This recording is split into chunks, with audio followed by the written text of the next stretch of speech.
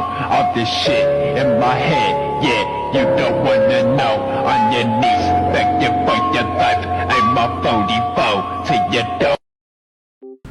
Assalamualaikum warahmatullahi wabarakatuh. Shalom, Om Swastiastu, Namo Buddhaya.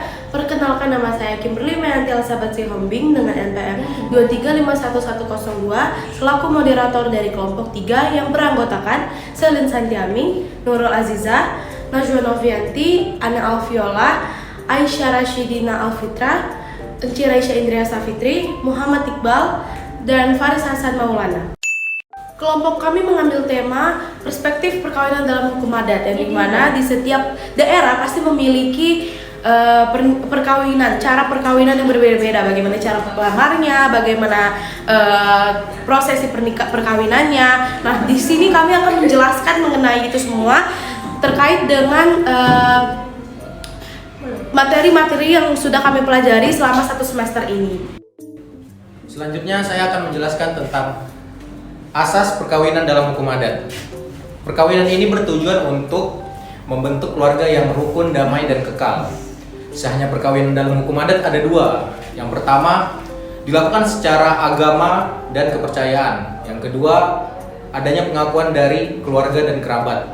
Pada sistem hukum adat, perkawinan tidak umur, usia tidak menjadi faktor yang mempengaruhi, karena pada hukum adat cukup dengan adanya persetujuan orang tua dan wali ataupun kerabat.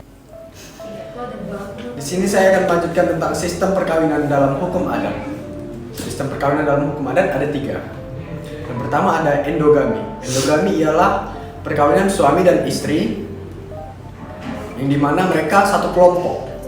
Yang kedua ada sistem perkawinan eksogami. Sistem perkawinan eksogami adalah sistem perkawinan yang dimana seorang istri dan seorang suami berbeda kelompok. Yang ketiga ada perkawinan eleterogami. Itu adalah perkawinan yang dimana seorang istri dan seorang suami tidak dipaksakan harus satu kelompok maupun berbeda kelompok.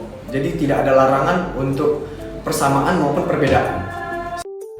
Selanjutnya saya akan melanjutkan mengenai perkawinan jujur, yaitu bentuk perkawinan pada masyarakat patrilineal, yaitu pemberian dari pihak laki-laki kepada pihak wanita, yaitu berupa barang-barang berbentuk magis, misalnya batak dengan kayu polos. Selanjutnya adalah perkawinan bebas atau yang biasa disebut dengan perkawinan mandiri, yaitu tidak ada keharusan untuk menikah dengan siapapun, yaitu kecuali dengan adanya larangan atau nasab dan musyawarah. Umumnya berlaku pada masyarakat yang bersifat parental, misalnya Jawa, Sunda, Aceh, Kalimantan, dan Sulawesi, di mana kaum kerabat tidak banyak campur dan dalam rumah tangga, bahwa kedudukan dan hak suami istri merupakan hal yang berimbang, dan biasanya setelah perkawinan terjadi, maka suami istri tersebut pisah dari orang tua masing-masing atau mencar. Selanjutnya saya akan menjelaskan tentang perkawinan semendo. Perkawinan semendo itu merupakan bentuk perkembangan masyarakat matrilineal yang dimana sang suami dijemput dan kemudian setelah pernikahan sang suami dan istri tetap memegang klannya atau memegang suku masing-masing. Nah, apa sih Bang masyarakat matrilineal itu? Masyarakat matrilineal itu adalah suatu kelompok masyarakat yang dimana mereka melihat garis keturunannya dari pihak ibu. Kemudian ada perkawinan semenda. Perkawinan semenda di mana sang laki-laki tidak memberikan uang jujur ataupun uang panai lah istilahnya kepada pihak mempelai perempuan, justru malah sebaliknya, perempuan yang memberikan uang ataupun emas kepada pihak laki sebagai bentuk penghargaan atau ucapan terima kasih kepada wali sang laki-laki yang dimana telah membesarkan dan merawat sang suaminya. Selanjutnya saya akan menjelaskan perkawinan campuran dalam hukum adat. Perkawinan campuran dalam hukum adat adalah perkawinan yang terjadi antara suami istri yang berbeda suku, bangsa, adat, budaya, dan agama yang dianutnya. Namun dalam Undang-Undang Nomor 1 Tahun 1974 tentang perkawinan tidak mengatur hal demikian. Selanjutnya saya akan menjelaskan mengenai perkawinan adat yang bertentangan dengan UU perkawinan. Contohnya yaitu kasus perkawinan yang beda agama, karena di dalam UU perkawinan di Indonesia sendiri itu melarang bahwa menikah dengan agama yang berbeda. Tetapi meski demikian masih banyak ditemukan menikah dengan beda agama. Contohnya seorang laki-laki dari adat Batak Toba dengan agama Kristen menikah dengan wanita dari adat Sunda yang beragama Islam. Oke, selanjutnya kita masuk kepada harta asal dalam perkawinan hukum adat. Itu ada 4. Yang pertama, harta yang diperoleh suami atau istri sebelum pernikahan, biasa disebut dengan harta bawaan. Yang kedua, ada harta yang diperoleh suami atau istri secara perorangan sebelum ataupun sesudah perkawinan, biasa disebut dengan harta penghasilan. Yang ketiga, ada harta yang diperoleh oleh suami atau istri sebelum maupun sesudah perkawinan, namun secara bersama-sama, itu disebut dengan harta pencaharian. Yang keempat, yang terakhir, ini harta yang diperoleh pihak suami maupun istri pada saat upacara perkawinan, biasa disebut dengan harta hadiah perkawinan. Saya akan menjelaskan tentang harta bersama. Harta bersama dalam perkawinan tidak menutup kemungkinan adanya harta milik masing-masing suami istri yang dibawa sebelum mereka menikah. Harta bersama itu berupa harta bergerak dan tidak bergerak, yaitu surat-surat dan hak dan yang didapat. Selanjutnya akan dilanjutkan oleh saya, yaitu akibat hukum mengenai pembagian harta, sehingga tergugat dan penggugat memiliki harta mereka masing-masing secara sah dan mutlak. Selanjutnya kami akan membahas mengenai perbandingan pada konsep harta perkawinan dalam hukum perdata dan hukum adat. Dalam hukum perdata atau BW, itu mengatur harta perkawinan berdasarkan asas persamaan, kebebasan, dan kepastian. Hukum adat memberikan peran bagi pihak ketiga seperti keluarga dalam mengatur harta perkawinan. Selanjutnya, hukum perdata cenderung memberi perlindungan yang lebih kuat terhadap hak-hak individu, termasuk hak-hak perempuan dalam harta perkawinan. Selanjutnya saya akan menjelaskan tentang harta perkawinan yang dijelaskan dalam undang-undang.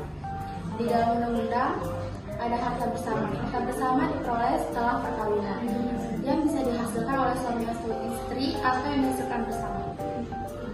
Selanjutnya, saya akan melanjutkan tentang perjanjian perkawinan. Perjanjian perkawinan adalah perjanjian yang dibuat oleh calon suami dengan calon istri pada sebelum perkawinan dilangsungkan. Perjanjian mana dilakukan secara tertulis dan disahkan oleh pegawai pencatat nikah dan isinya juga berlaku terhadap pihak ketiga sepanjang diperjanjikan. Nah, dalam hukum adat tidak dikenal dengan perjanjian kawin atau yang dikenal dengan pisah harta. Perjanjian kawin hanya dikenal di hukum perdata dan hukum Islam. Adapun dasar hukumnya yaitu yang pertama dalam pasal 147 BW, perjanjian kawin harus dibuat dengan akta notaris sebelum pernikahan berlangsung dan akan menjadi batal bila tidak dibuat secara demikian.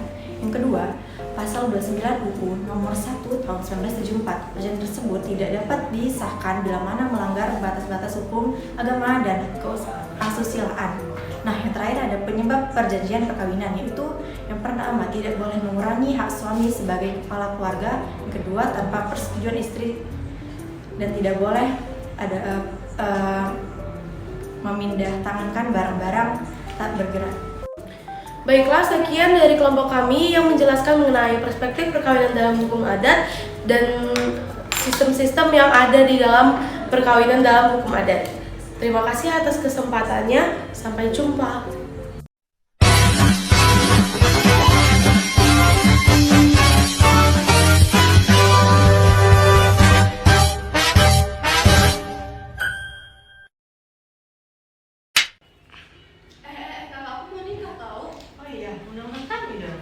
Tapi dia diminta uang jemput. Apa itu uang jemput? Mahar buat si laki-lakinya kalau di Priatma. Oh, kok laki-laki sih yang dikasih mahar? Iya, karena itu ada di Minang. Kalau di Batak itu di mana-mana ya. Cewek yang dikasih namanya itu sinamot. Jadi cowok itu kasih sinamot ke cewek. Ya, tapi kan itu Guys. Jadi ini ya, ada di Indonesia itu bermacam-macam gitu loh guys. Sini aku jelasin. Apa tuh? Saya dulu lihat.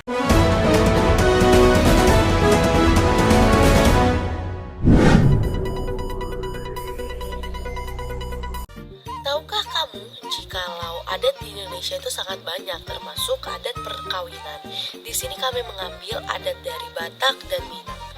Menilik sejarahnya, tidak heran jika kemudian pemberian sinamot dalam tradisi pernikahan suku Batak merupakan sebuah kewajiban. Sinamot tidak hanya dilihat sebagai syarat sah nikah, namun juga sebuah ambang perjuangan.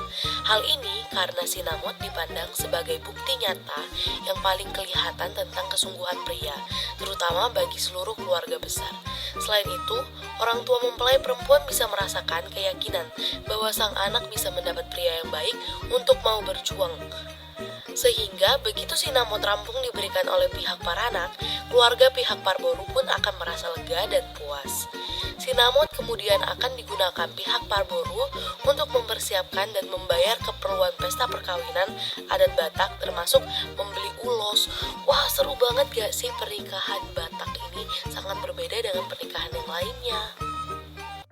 Nah, cukup berbeda nih dengan adat Batak, di mana adat Minang, perempuanlah yang memberikan mahar kepada laki-laki.